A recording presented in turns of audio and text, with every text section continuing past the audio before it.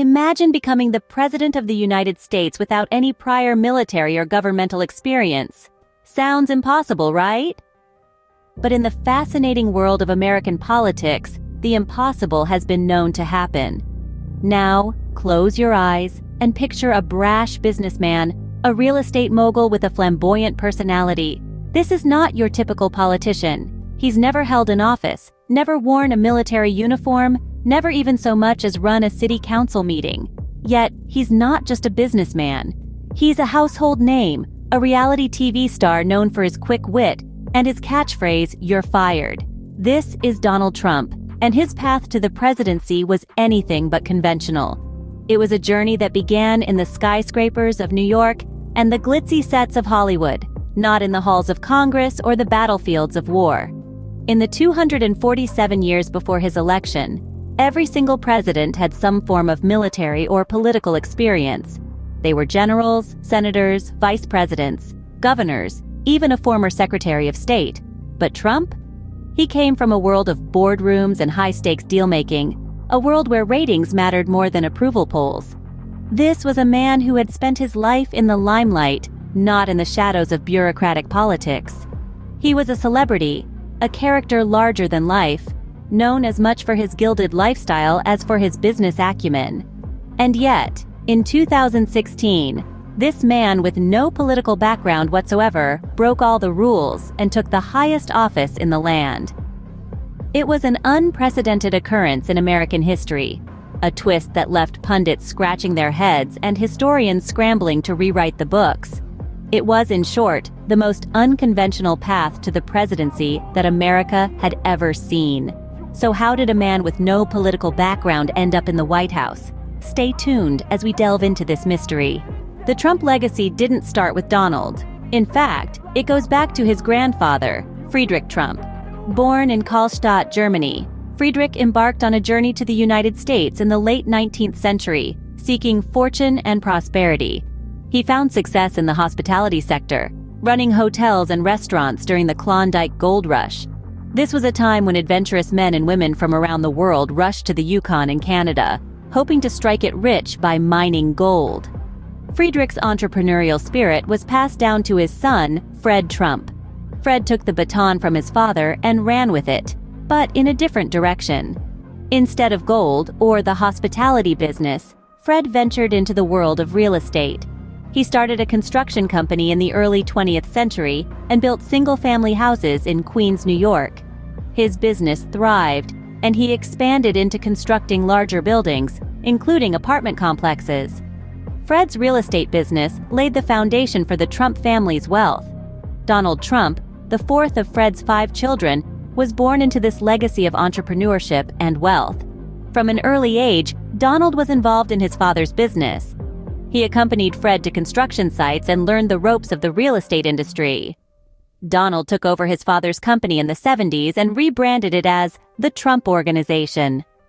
Under his leadership, the company expanded its reach beyond New York, building luxury hotels, casinos, and golf courses around the world. Donald Trump's life has been a series of ventures, risks, and transformations. From real estate mogul to reality TV star, and then to the highest office in the United States, his journey has been anything but ordinary. But it all started with a family legacy of entrepreneurship. Donald Trump didn't just inherit wealth from his father and grandfather, he inherited a spirit of enterprise, a knack for taking risks, and a drive to build and expand. So, Donald Trump was born into a legacy of entrepreneurship and wealth. But how did he take this legacy into the world of politics? Before politics, Donald Trump was known for his business acumen and his best-selling book, The Art of the Deal. This book, co-written with Tony Schwartz and published in the late 80s, became a business classic, selling millions of copies worldwide. It served to establish Trump's image as a savvy dealmaker, a reputation that would follow him throughout his career and into his presidential campaign. Trump's business ventures were as diverse as they were ambitious. From real estate to casinos, beauty pageants to sports teams, Trump's name became synonymous with opulent success. His flagship enterprise, the Trump Organization, operates worldwide, with properties in over 20 countries. Such a broad portfolio is a testament to Trump's willingness to take risks and seize opportunities, traits that he highlights in The Art of the Deal. Trump's success as an author is often overlooked, but it is a vital piece of his public persona. His first book, The Art of the Deal, spent 51 weeks on the New York Times bestseller list, a remarkable achievement by any standard. The book's success helped solidify Trump's image as a business guru, and he went on to author several more books on business and success. The Art of the Deal is often cited as a window into Trump's business philosophy. It emphasizes boldness, persistence, and a willingness to walk away from a deal that doesn't meet one's terms.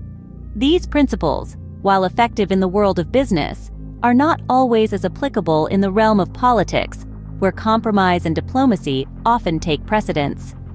Trump's transition from business to politics was as unconventional as the man himself. The skills that made him a successful businessman, his assertiveness, his knack for publicity, his refusal to back down, were not always well received in the political arena. His presidency was marked by controversy, but also by an unwavering commitment to his vision for America. But success in business doesn't always translate into success in politics. How did Trump manage this transition? Before his presidential campaign, Trump was already a household name, thanks to The Celebrity Apprentice. This reality show, a spin-off from the original The Apprentice, was a platform where Trump showcased his business acumen and flamboyant personality to millions of viewers. As the show's host and executive producer, Trump guided celebrities through a series of business-related challenges. The contestants, all vying for the top spot, were a mix of musicians, actors, and other prominent figures. With each episode, Trump's public visibility soared, and his persona as a decisive, no-nonsense business mogul was cemented. His role in The Celebrity Apprentice wasn't just about playing host, though. Trump was the centerpiece, the decision-maker who held the fate of the contestants in his hands. Every episode concluded with a dramatic boardroom showdown, where Trump, in his signature style, would point to an underperforming contestant and deliver the now infamous line, "You're fired." This catchphrase didn't just resonate with the audience, it became a cultural phenomenon. It was a phrase that echoed Trump's decisiveness, his unapologetic approach to business, and his flair for the dramatic.